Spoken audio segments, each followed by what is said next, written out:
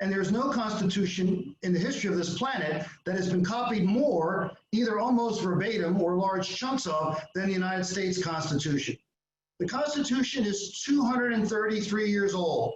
So if you're a pessimist and you look at everything gloom and doom, that's fine, but this piece of paper has survived so much. It has survived so much.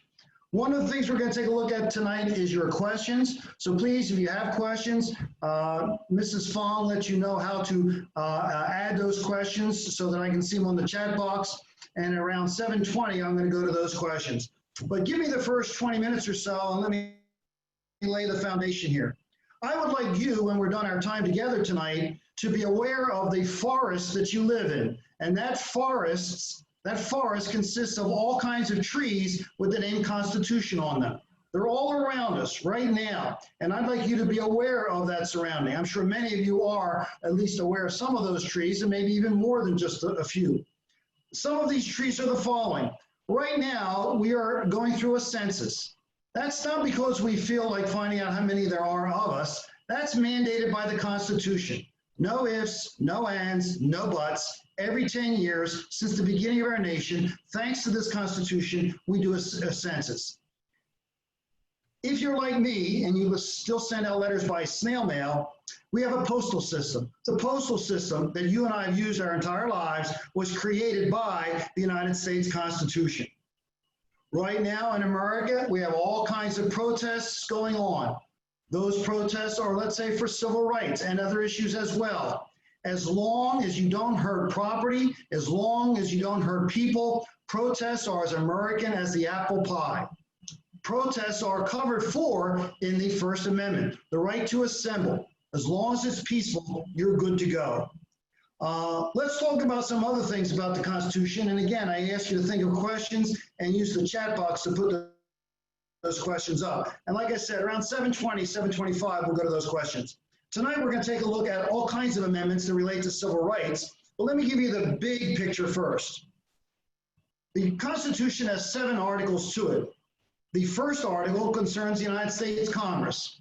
The second article concerns the President of the United States, and the third, the United States Supreme Court. So the first 3 set up the formation of our government: Congress, President, Supreme Court. Please realize that the Founding Fathers were not perfect, and this is the second U.S. Constitution. The first one we had tried from 1781 to 1789, and it was a total failure. There was no executive, there's no president, there's no judiciary, there's no ability for the DC government to tax you and I. They would beg the 13 colonies for money, et cetera, et cetera. Absolute chaos and confusion. We tried to make it work year after year, but by 1788, 1789, George Washington and all those people we glorify said, this is not working. And if we don't take this first Constitution, called the Articles of Confederation, and put it in the trash can and start from scratch, America's not going to be around much longer. This is what the consensus was of those people who got together in Philadelphia. And they got together there not just because of the terrific cheesesteaks that they have, et cetera.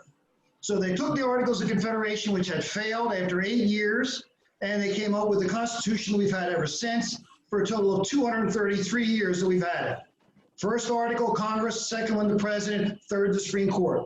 Very briefly, let me just mention the other articles. Article 4 talks about the relation of the states to each other. Article 5, if you have a good Constitution and you know you're not perfect and you know you can't see around the corner, you should make the ability to change the Constitution. We have changed our Constitution 27 times total, and 17 times since the first Constitution was approved. So you could argue, I guess, to some extent that the Founding Fathers made 27 mistakes, or we wouldn't have had to change the document 27 times. So Article 4 is the relation of the states. Article 5, amending the Constitution. Article 6 concerns the supremacy of the national government. In the first Constitution, the Articles of Confederation, way too much power was given to each of the states. Way too much power to Harrisburg, Pennsylvania, and Richmond, Virginia, and Albany, New York. And it didn't work. It was a chance of the states to make it work, and they failed. And so those people that got together in Philadelphia, and those people who helped ratify the second Constitution believed that the federal government had to have as much power and maybe a little bit more for this country to succeed. The fact that it has succeeded is that miracle that I alluded to in just the first few seconds. Then there was a way to ratify this brand new Constitution, and then, of course, the 27 amendments which followed. Please keep in mind a couple of things. Those people who are joining us tonight, close to 300 of you, some of you, like myself, wear glasses. Some of you are Lutherans, Baptists, Catholics, Jews, whatever. Some of you are Republicans and Democrats. Some of you live in Pennsylvania, and we have some from Ohio and other states. The bottom line is this. There's only one thing that connects all Americans. Only one thing. And that's this document here, the United States Constitution.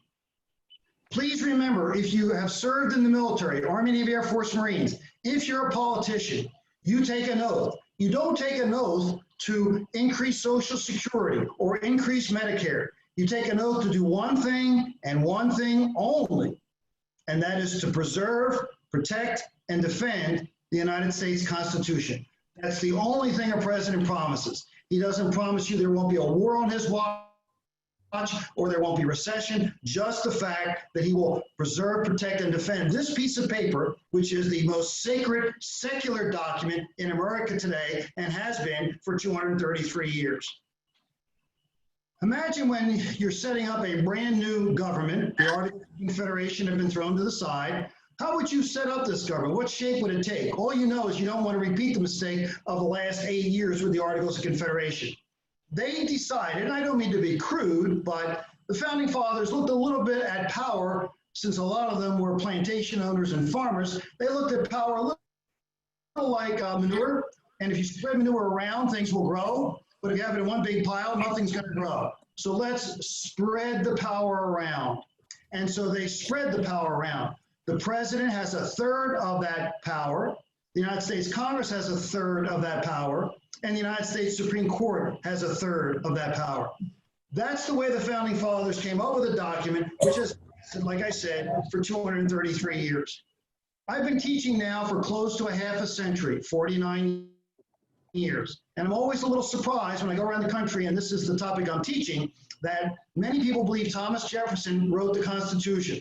Let's be crystal clear. Thomas Jefferson was in Paris, France, representing the United States of America. He was not here. The person who should get the credit for doing not all the work, but most of the heavy lifting is James Madison. So Madison writes the Constitution, Jefferson writes the Declaration of Independence. Please keep in mind that the Constitution provides that this document is the supreme law of the land. There is nothing above it whatsoever. And in Article 6, where they talk about it being the supreme law of the land, they also provide this statement, which I'm going to read out loud. And reading things out loud, I don't think is very effective, but this is short, so if you'll bear along with me for just a few seconds. It says in Article 6 the following: but no religious test shall ever be required as a qualification to any office or public trust under the United States. It should not matter what a candidate's faith is. You could argue that you shouldn't even ask what a president or a governor's faith is, etc.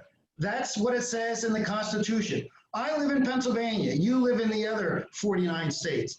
I live in a state that was founded by a Quaker. Many people in Europe thought that was a weird religion. It didn't fit in with their conception of what a religion should be. And so Quakers came to Pennsylvania, settled here. Our state is named after a Quaker by the name of William Penn. They came here for religious freedom.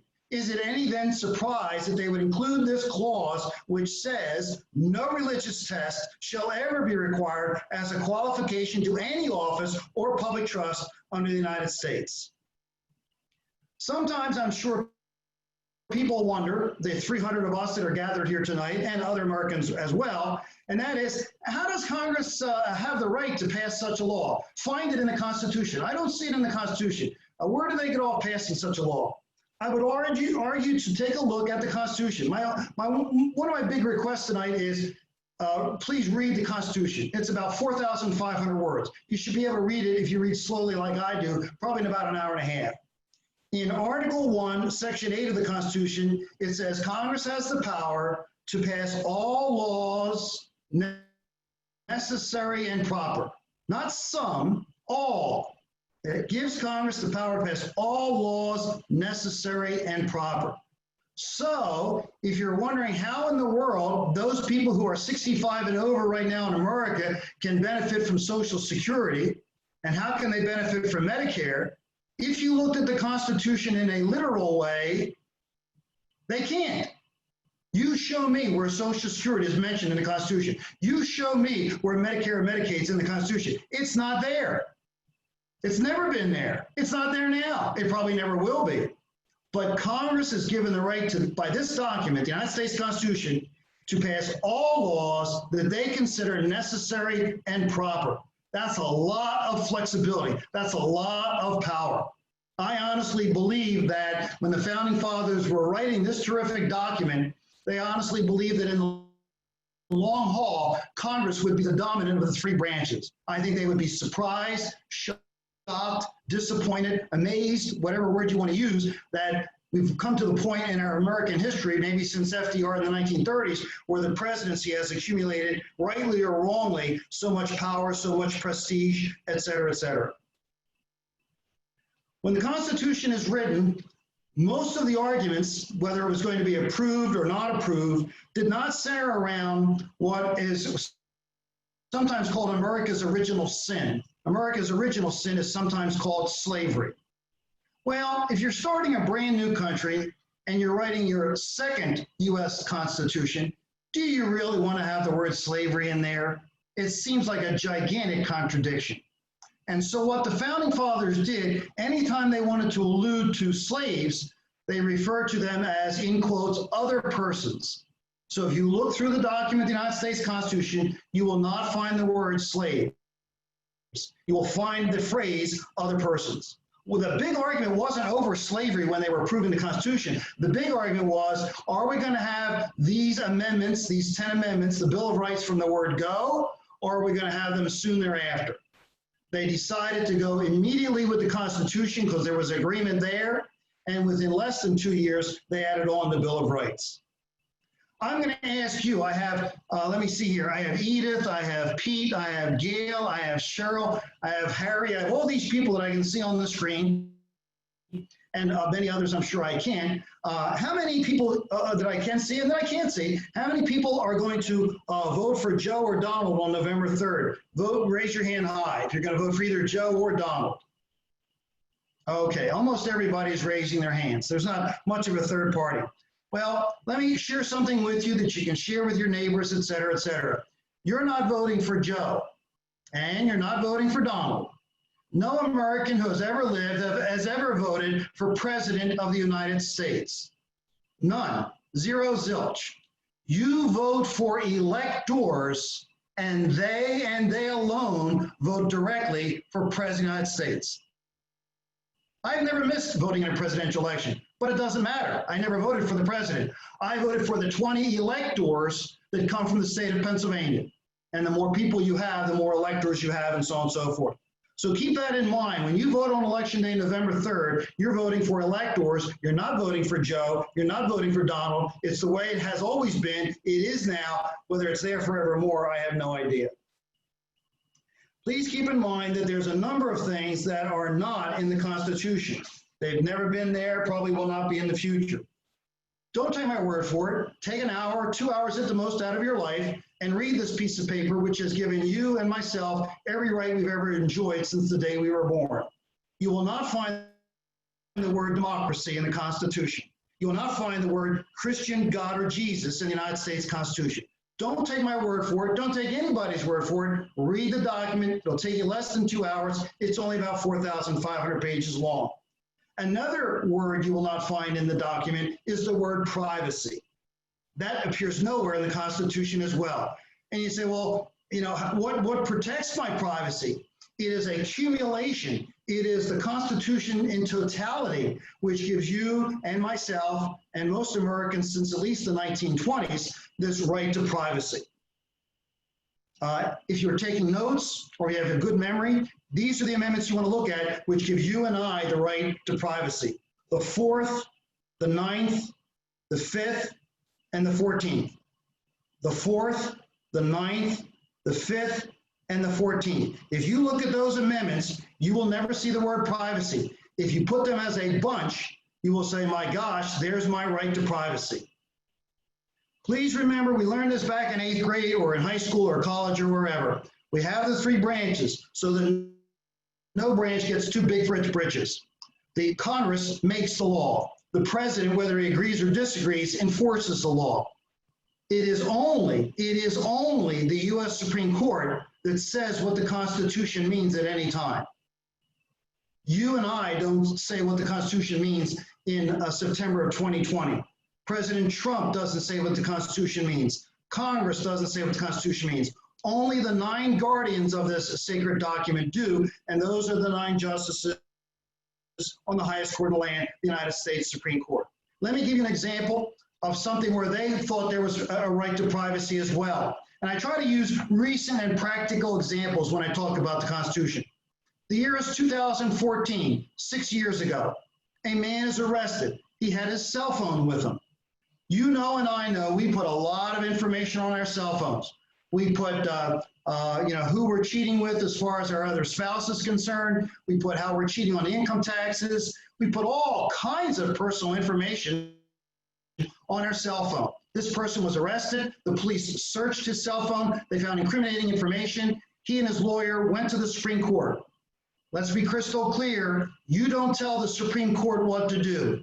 4 of the 9 must vote to take your case. 4 of the 9 must say it's worth their valuable time. They decided to take this case. The year was 2014. The case is called Riley versus California. Does your cell phone and you personally have a right to privacy concerning that cell phone? I'm going to assume that of the 300 people or close to it that we have tonight, probably 99% of you have a cell phone. If you're arrested soon after this broadcast at 8 o'clock, the police cannot search your cell phone for any reason unless they get a search warrant first because of a Supreme Court ruling not 200 years ago, but 6 years ago in the case of Riley versus California.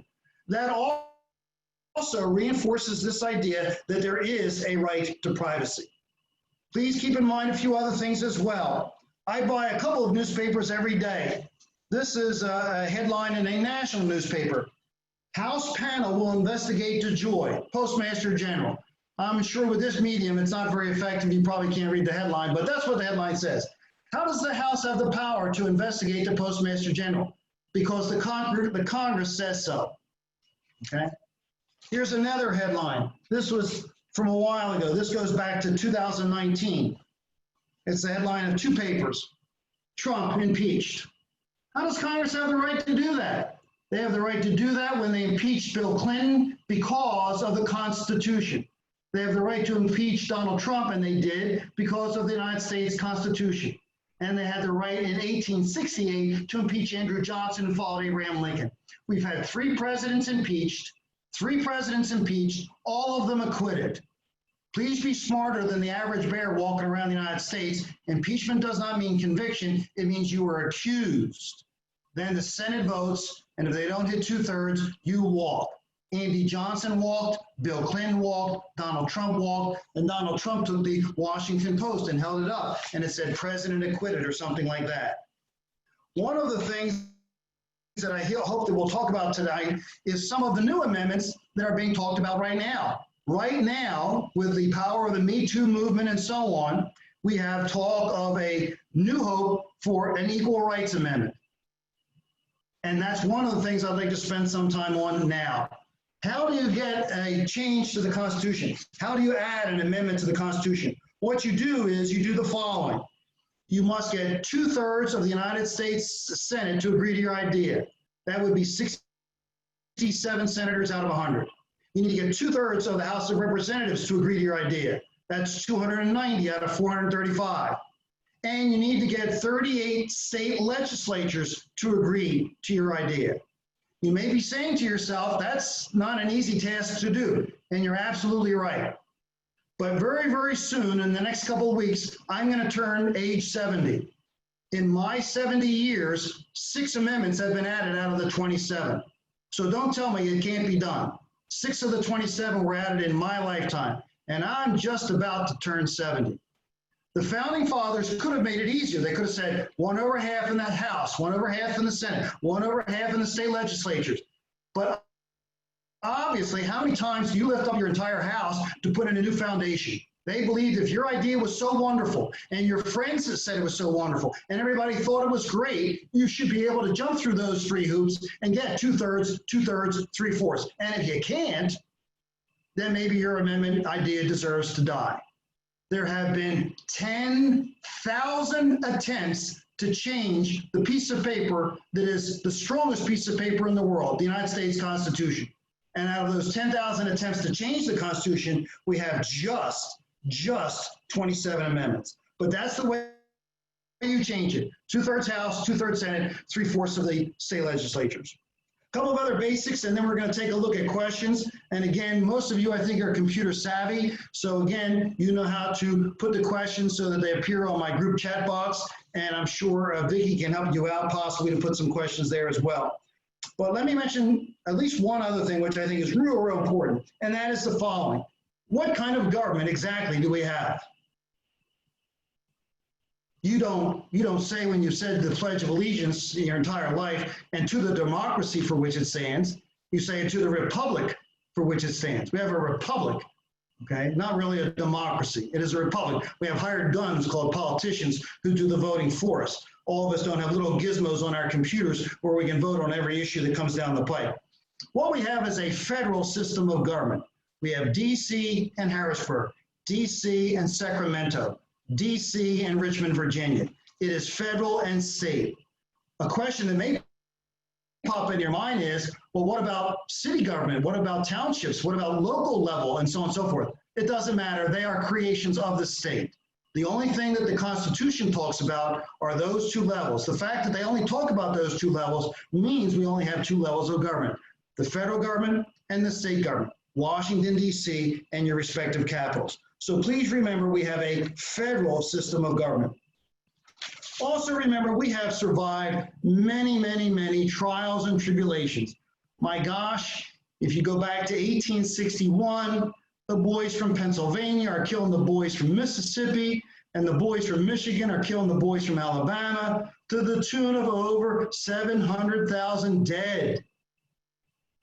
In World War II, we have 400,000 Americans killed, bringing down the swastika and ending fascism in Italy and fighting imperialism in Japan. Those were tough times, especially when you start off with Pearl Harbor.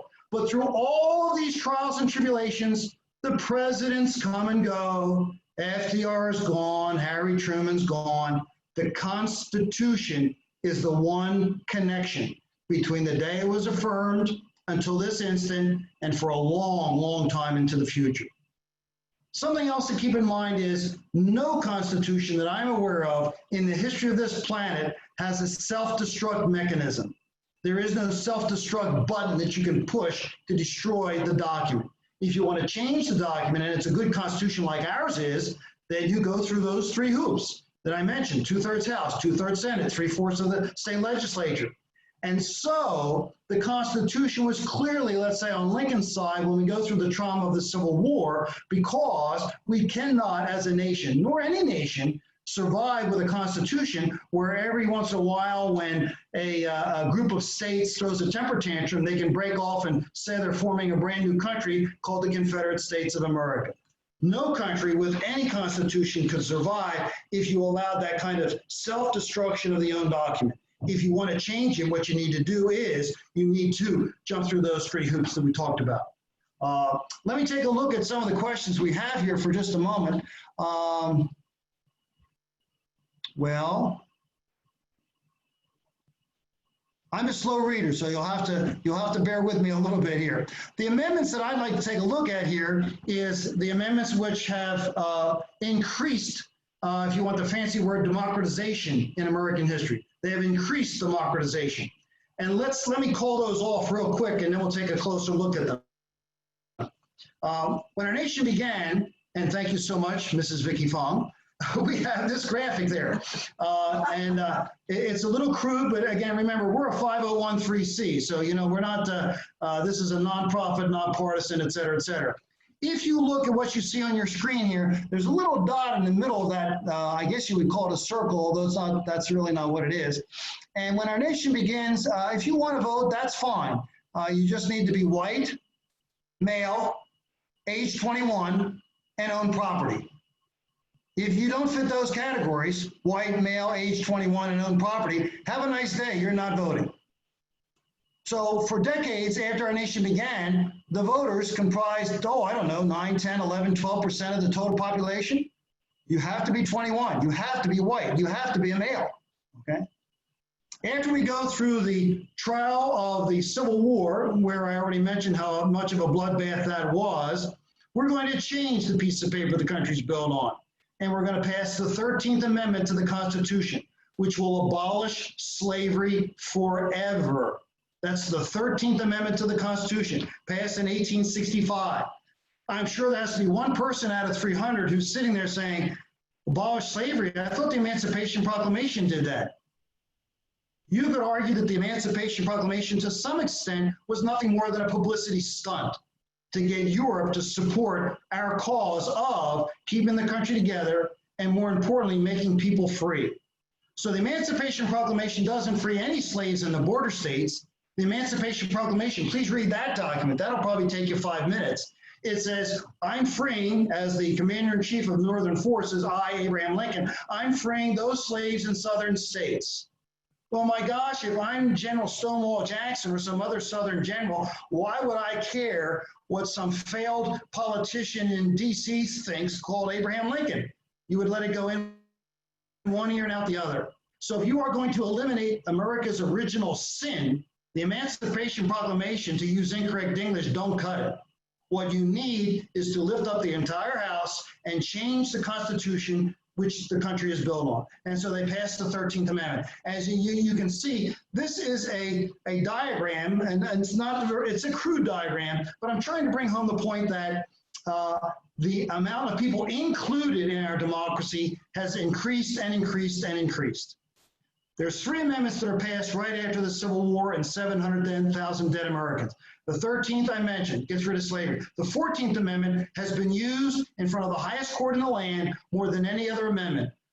The 14th Amendment talks about equality before the law, due process of law, et cetera, et cetera. So the 14th Amendment is extremely important, and it's one of what they call the Civil War amendments, 13, 14, 15. The 15th Amendment will give black males, African-American males, the right to vote. Not African-American females, just males. But notice here, you've gone from white males age 21 with property. Now you're including millions of former African-American slaves with the 13th Amendment. You're now including all black males with the right to vote with the 15th Amendment. So notice the circle's getting bigger, not smaller. That's a good thing, not a bad thing. More people are involved. You also have then another amendment which is passed. This is years later in 1913. I'm sure there's got to be a few people out of 300 that don't realize that if you go back to 1912, you elected your state legislators. In my case, they would go to Harrisburg, or your state legislators in New York, they would go to Albany, and your state legislators would tell you who your 2 U.S. senators are. You say, oh, I don't like that Dr. Ferro. Maybe they would choose 2 people I don't like or I've never heard of, or they have a bad reputation. Well, I don't mean to be crude again, but that's tough. Your state legislators told you where your 2 senators were.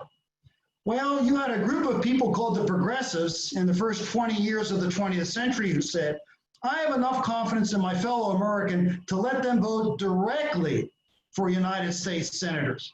And the 17th Amendment is going to allow you and I to vote directly for U.S. senators from Ohio, Nevada, whatever the case may be.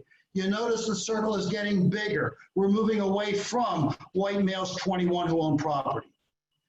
Another increase of the circle, we're not excluding people, we're including people, is the 19th Amendment. From the time our nation began up until 1920, if you're a woman, you have no say on how the country is run. If I'm a politician running for office up till 1920, why would I care what women think? If you don't like me, you can't vote against me. And if you think I'm great, you can't vote for me. And since it was a male-dominated society, you can't even contribute to cover the expenses of my campaign. We talked about how it's difficult to change the Constitution. We've all heard about Susan B. Anthony, fine person. Probably the 19th Amendment might not have existed ever, and certainly maybe not that early if it weren't for her efforts. But keep something in mind. How much have you worked in your lifetime for any amendment you can think of? Think of some amendment you could support, a balanced budget amendment or whatever. In the case of Susan B. Anthony, she works for 50 years, a half a century, for women to get the right to vote. And she never sees it come to fruition. She dies before women get the right to vote. Can you imagine the frustration of working 50 years and not seeing your idea, your concept of increased freedom in America not reaching fruition? That's the 19th Amendment. And let's be crystal clear on this. The right to demonstrate is in the First Amendment, the right to assemble. As long as you don't hurt people or property, go ahead. You had students protesting all over the place on high schools and colleges during the Vietnam War. And most of your protests today and most of your protests in the 60s with Dr. Martin Luther King, who won the Nobel Peace Prize, most of those protests, not all, but 98% of them were peaceful. In the case of women, nobody gave women the right to vote. Women took it. They made a scene. They went on, they starved themselves. And can you imagine being a woman in 1918 and somebody taking a plastic tube, shoving it down your nose and force feeding you with milk and raw eggs? Can you imagine? Or being arrested because you walked on the White House lawn. So nobody gives women the right to vote. They take the right to vote. One person said to one of these women, they said, you know, you're not acting in a very ladylike way. And her response was, we've been ladylike for the last 100 years and it hasn't gotten us the right to vote. So it's time to change tactics. So when you see people protesting today in 2020, that's as American as apple pie. Read your First Amendment. It's as American as women protesting for the right to vote when they would chain themselves to pillars at courthouses to make a scene. Another amendment that increases the circle and helps America become more democratized is the 23rd Amendment. Can you imagine living in DC, all those pretty buildings, and my gosh, there's the president living in the White House and so on and so forth. And yet, if you're a resident of DC, you pay taxes, you're law-abiding, and you can't vote for President of the United States. Crazy, crazy stuff. And so in 1961, with 2/3 of the House, 2/3 of the Senate, 3/4 of the states, we will add the 23rd Amendment, and people living in DC will get the right to vote. It's a shame to say that after the Civil War and after 1875, white Southerners who were ticked that they lost the Civil War will come up now with games so that they can resume their dominant position.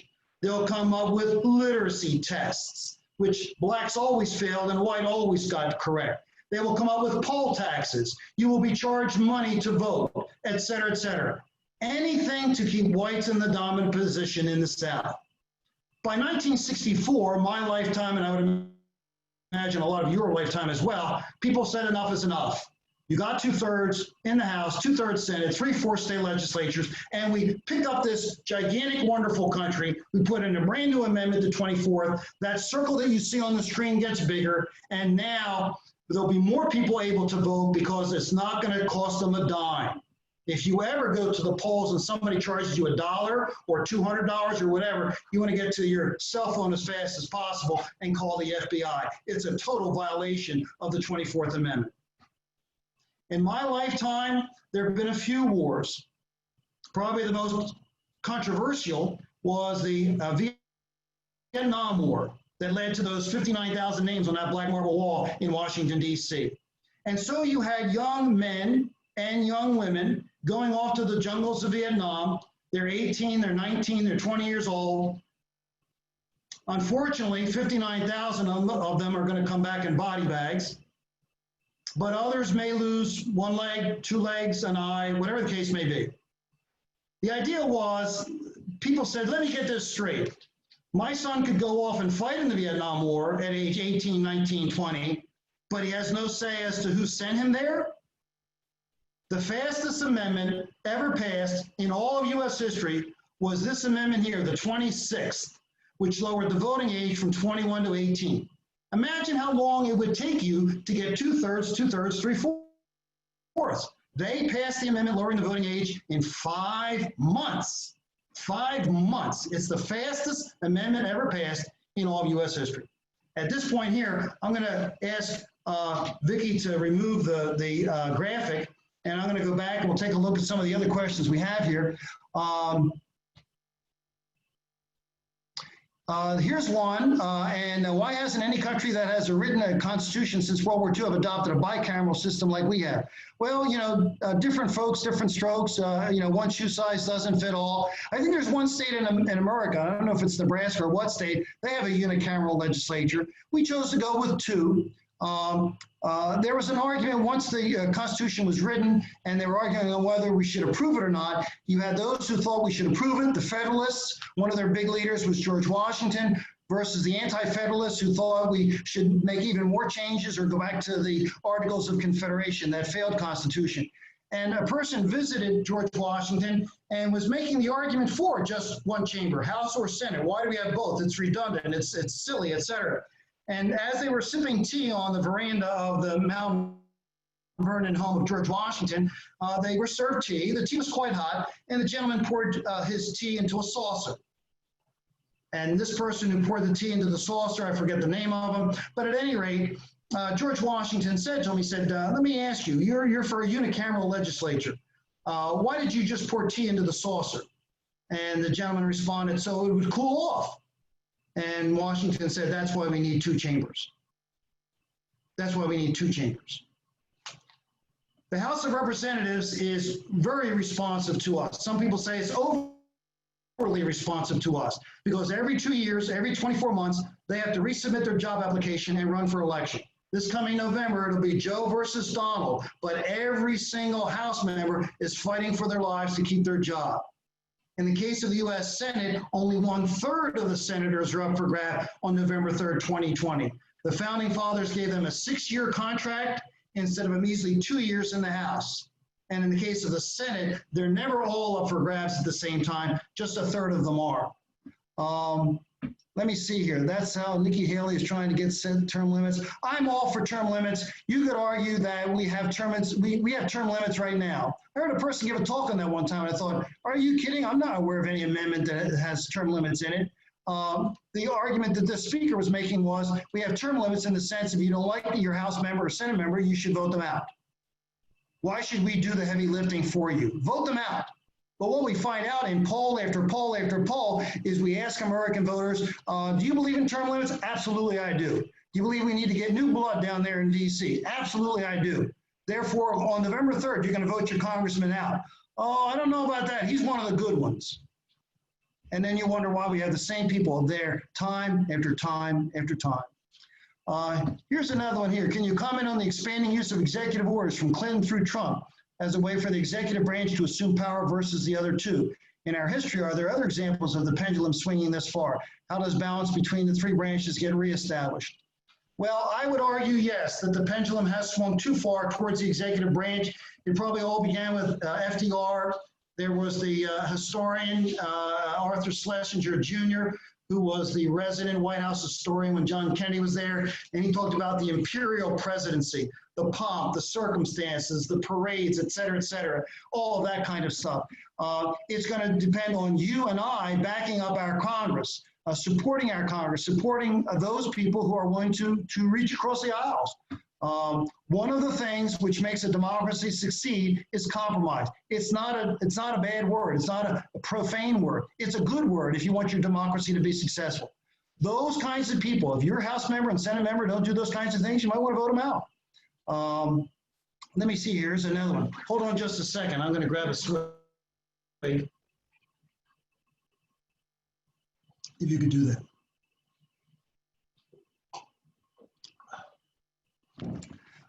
We talked about the 14th Amendment quite a bit. It's a very general amendment. It's the one that's been the most used in front of the U.S. Supreme Court. Would you discuss the Emolument Clause? The Emolument Clause is a clause that says that you cannot personally benefit from your time as a President of the United States or Congressman, Senator, but specifically the presidency. It came a lot here. It came up a lot during the first 3 years of the Trump presidency. I don't believe they included that in the impeachment charges they brought against them. So I think that says something about that.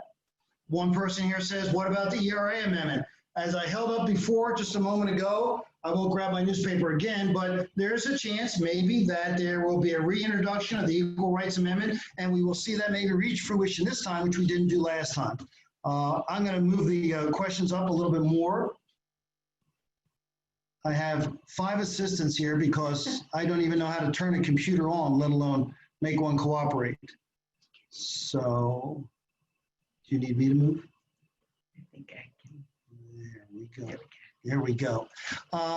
Executive orders. In our history, are there other examples of the, yes, we did that one there. Everybody's concerned about executive orders. I don't have my list of executive orders, but we have a lot of executive orders by lots of presidents. Franklin Delano Roosevelt, when he put 120,000 American citizens in concentration camps after Pearl Harbor, that's an executive order. Teddy Roosevelt used executive orders to put land aside for future generations to enjoy.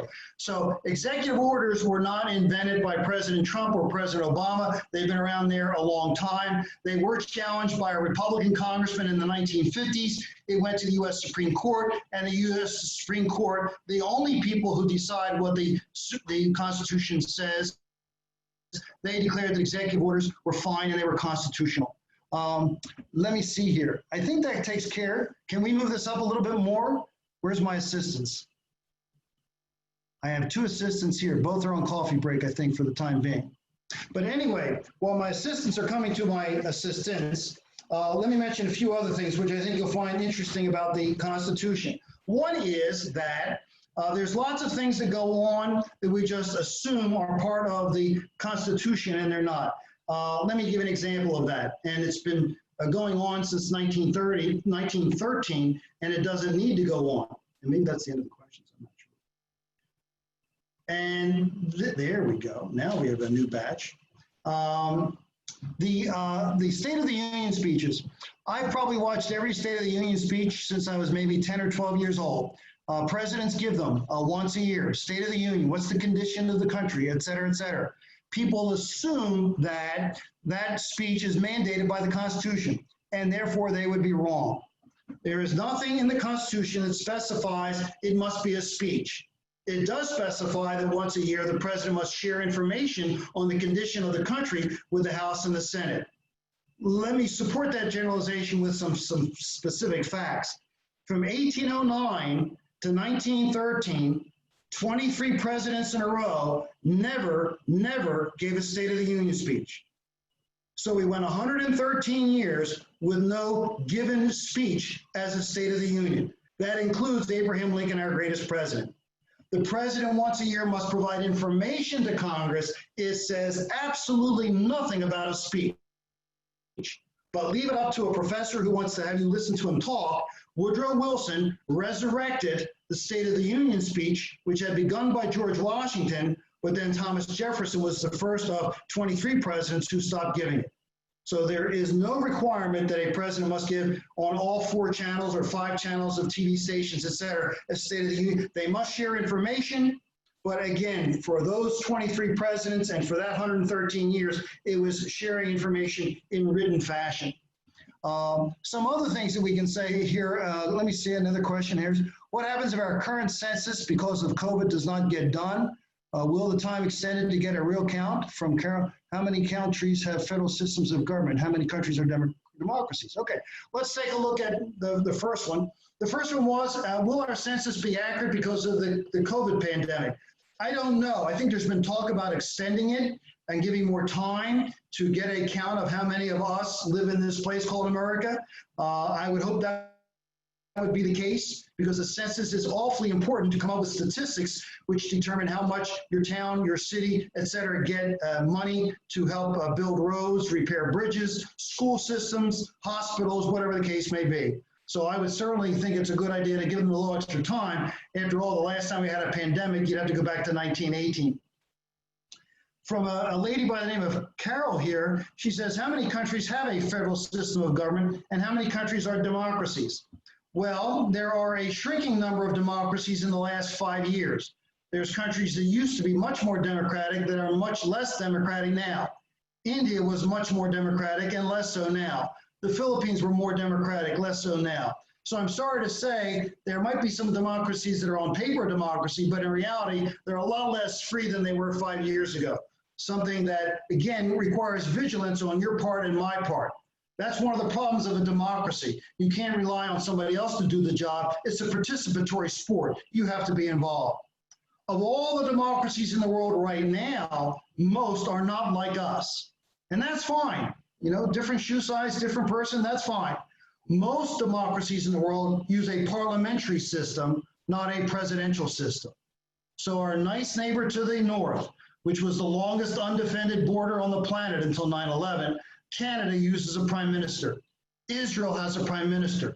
England has a prime minister, et cetera, et cetera. Most countries that are democracies today, where they have all the freedoms you and I do not use a presidential system, they use a prime ministerial system. One of the advantages of that, and there's good points and bad points about both, but one of the good points of a prime ministerial system is if you have a leader, a prime minister in England, they take a no confidence vote. If he fails to pass that, you can have elections called after he's only been prime minister for maybe a year and a half. Also in a prime ministerial system, like let's say Benjamin Netanyahu in Israel, their elections are much speedier. They can have an election from very beginning to very end and do it in 10 weeks. It doesn't go on for 2 years or forever as it does in America.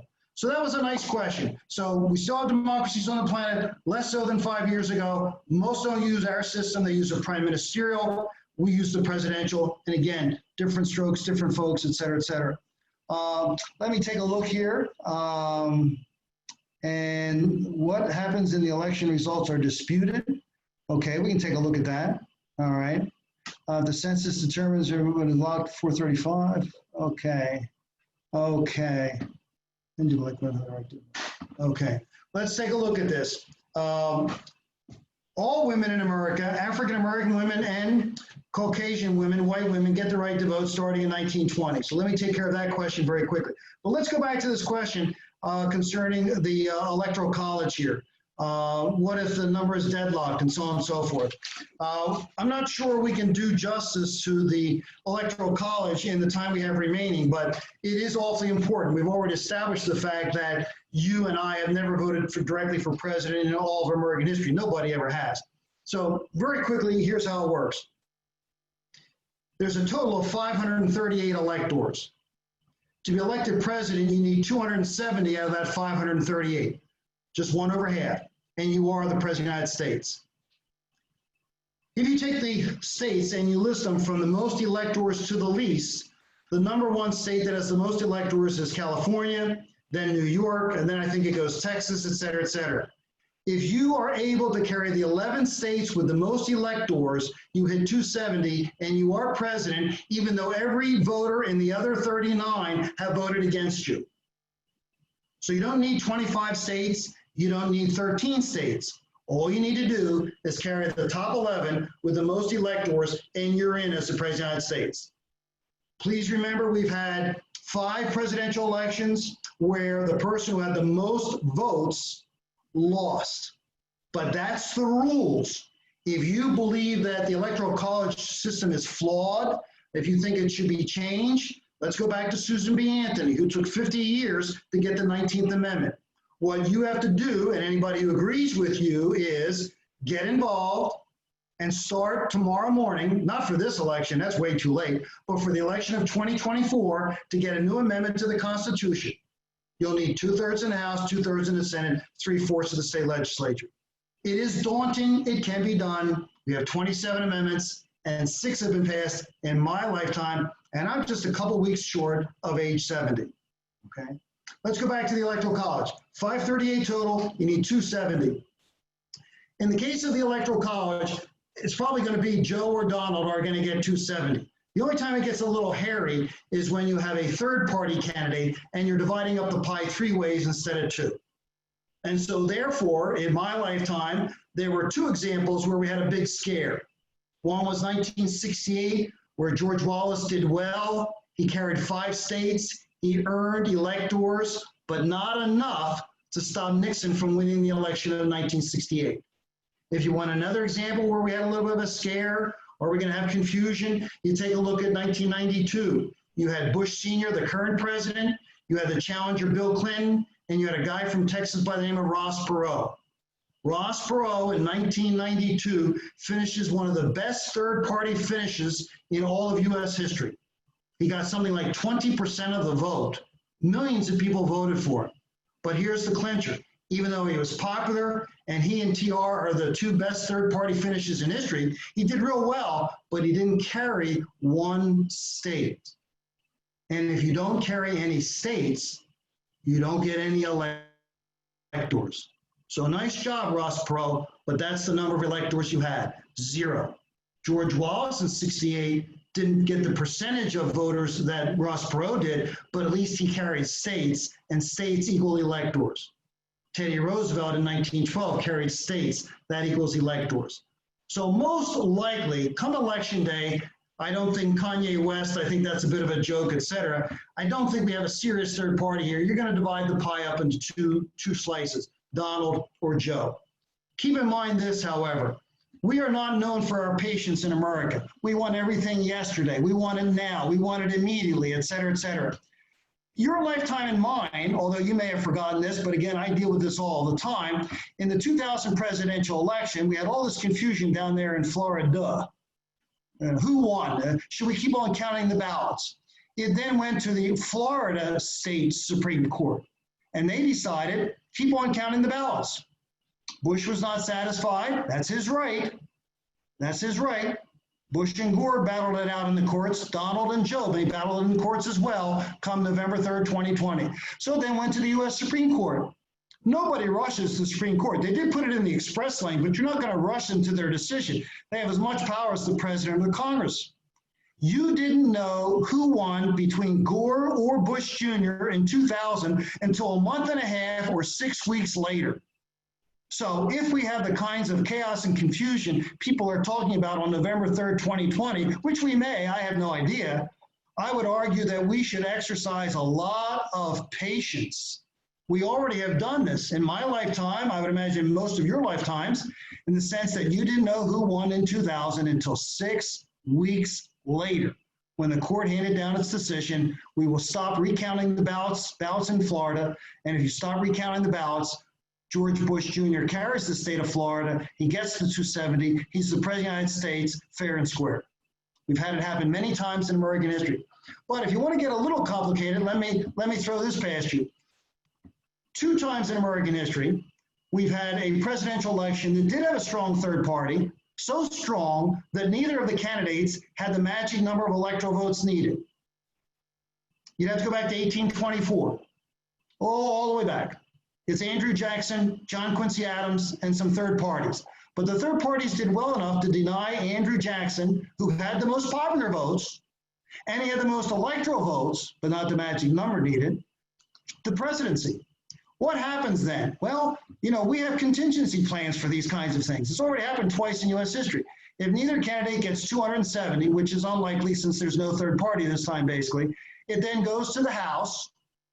And in the House of Representatives, obviously, California has, 53 congressmen. Boy, they'd really have a big say.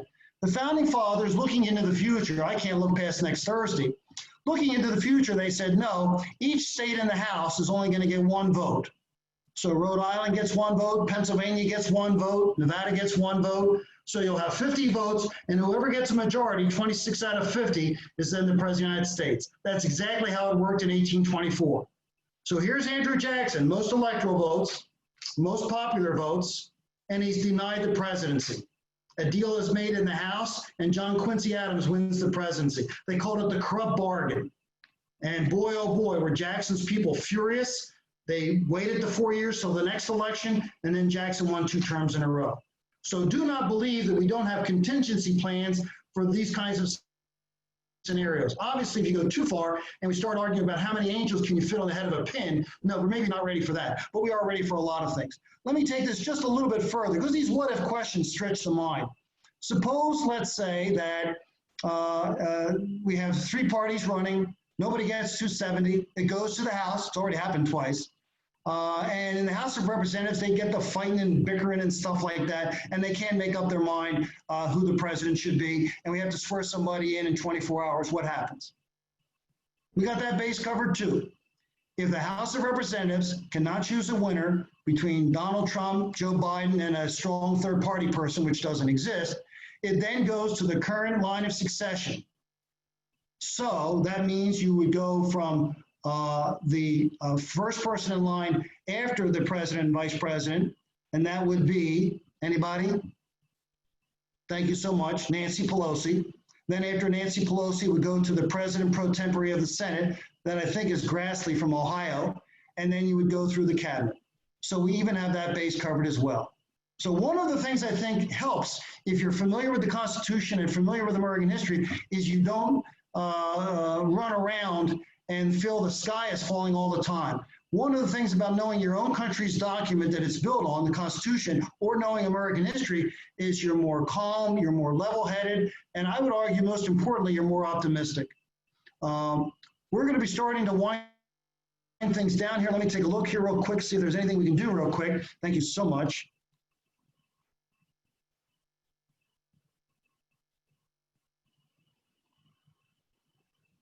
One question is here, in the Gore-Bush was decided in the Supreme Court, will it now always go to the Supreme Court for the final vote? No, somebody has to decide that they want to take it to the courts. In the case of Bush, he decided to take it to the courts. That's his right. Donald or Joe can take it to the court. But please remember this. The election of 2000 wasn't the only close election we've had in American history. We had an extremely close election in 1876, 1960, Kennedy-Nixon, et cetera, et cetera. In those elections there, neither the winner or the loser chose to go to the highest court in the land.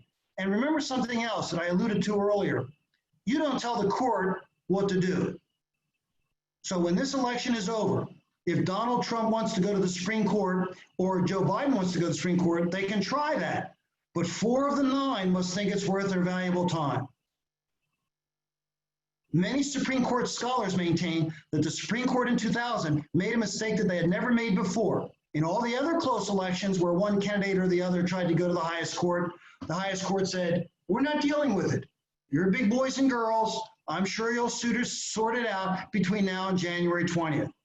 I would not be surprised if Donald or Joe wants to go to the high court after November 3rd, and be ready for this, fasten your seatbelts. The United States Supreme Court will say, guess what? We got all kinds of bad publicity in 2000. We're not going to touch it. I'm sure you'll sort it out between now and January 20th. So they decide what to deal with, okay?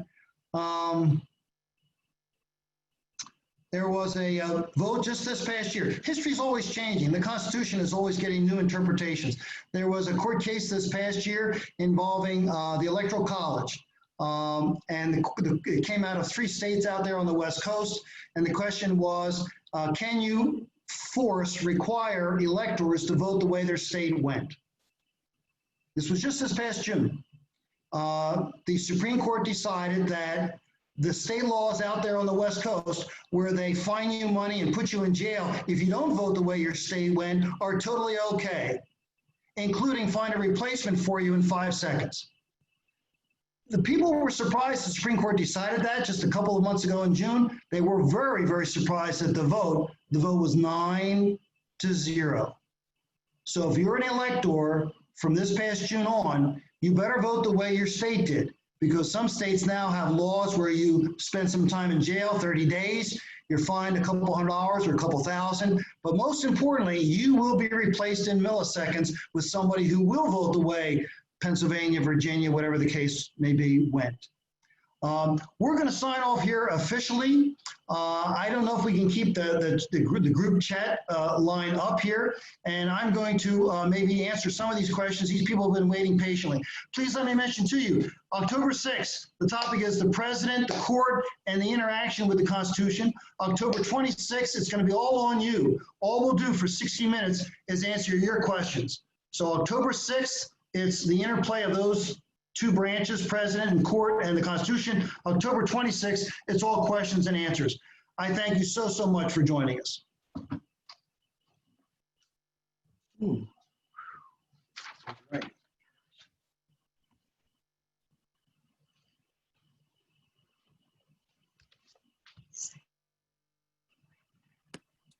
All righty. Thank you, everyone, on behalf of Constitution Day Center, Inc. Hope you enjoyed that presentation by Greg Ferro, and he will be back. As you can see, October 6th, he will be looking at cases involving presidents and Supreme Courts and the Constitution. October 26th will be bring any question that you didn't get answered. The registration, you can go to our website. There will be individual registration links. And we also will be posting videos. We've put the 19th Amendment, some celebratory videos. We'll have one Constitution Day, September 17th, and a Voting Matters on October 8th, and perhaps a last minute one on veterans. So otherwise, thank you again. I don't know, Greg, if you want me to leave up the chat, or if not. Leave it up, because I did say I was going to take a look at some of these. Okay. And let me take a look here. Some of them we've answered. Did I say Grassley was from Iowa? Not all. Yeah, he's from Iowa, not